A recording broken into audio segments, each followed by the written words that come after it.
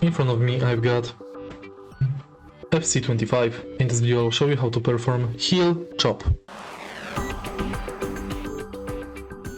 In order to do this trick shot, press and hold L2 button, and now press square or triangle, then quickly press X and tilt right analog left or right.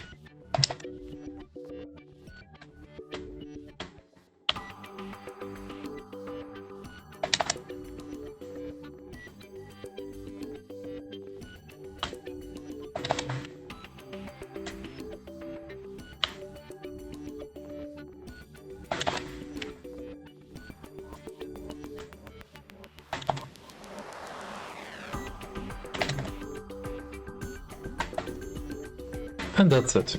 If you find this video helpful, please leave a like, comment and subscribe.